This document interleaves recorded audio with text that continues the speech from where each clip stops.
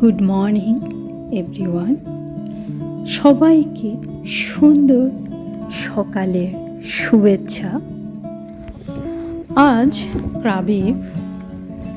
ক্রাবিতে আমাদের তৃতীয় দিন। তো আমরা সকালে ব্রেকফাস্ট সেরে ভাবছি আজ কোথায় যাব। বাহিরে ওয়েদারটাও রৌদ্র করজ্জ্বল নয়, একটু ক্লাউডি হয়ে আছে। তারপরও যেহেতু আমরা এসেছি 5 দিনের ট্যুরে, তাই আমরা তো চলে যাব। তো আমরা বেরিয়েছি আজ কোথায় যাব। আমরা চেয়েছিলাম ক্রাবি থেকে শিপে করে যাব পুকেটে। তো ওদের কিছু প্যাকেজ রয়েছে ক্রাবি থেকে, কয়েকটা আইল্যান্ড ও পুকেট ঘুরিয়ে আবার ব্যাক করবে ক্রাবিতে। এটা ডে লং ট্রিপ প্যাকেজ। তো যেহেতু আজ সমুদ্র বেশ উত্তাল, এই ভেবে আমরা ভাবছি যাব কি যাব না। এর মধ্যে শুরু হলো মুষলধারে বৃষ্টি। তো অপেক্ষা করলাম বৃষ্টি থামা পর্যন্ত। তো এরপরে আমরা কাছে চলে এলাম গ্রেভে করে আওনাম মাও বিচে। আওনাম মাও সমুদ্র সৈকত থাইল্যান্ডের ক্রাবির একটি শান্ত মনোরম সমুদ্র সৈকত, যা উন্নত আওনাম এবং রাইলা সমুদ্র সৈকতের মধ্যে অবস্থিত।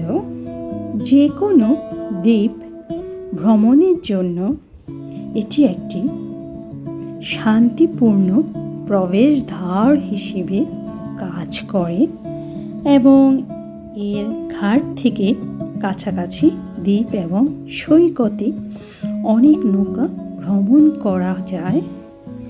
এই অঞ্চলটি প্রতিবেশীদের তুলনায় আরও স্বাচ্ছন্দ্যময় পরিবেশ প্রদান করে। এখানে খুব সুন্দর মনোরম দৃশ্য অবলোকন করা যায় এবং প্রাচীন ফসিল শেল সমুদ্র সৈকতে প্রবেশের জন্য বেশ পরিচিত।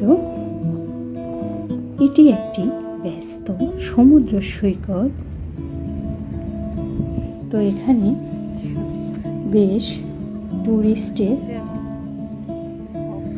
আগমন লক্ষ্য করা যায়, যেহেতু ঘাটে রয়েছে প্রচুর নৌকা আর দর্শনার্থীরা এক দ্বীপ থেকে অন্য দ্বীপে যাওয়া আসা করছে।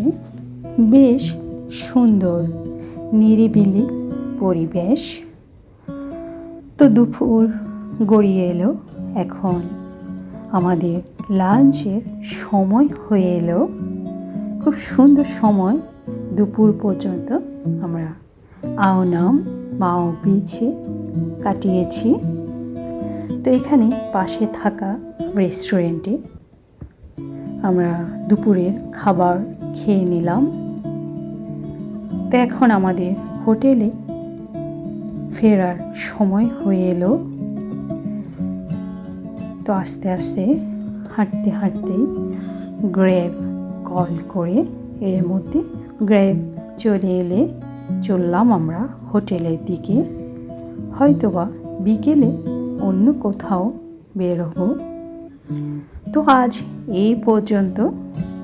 আপনারা পুরো ভিডিওটি দেখুন, আশা করি আপনাদের ভালো লাগবে।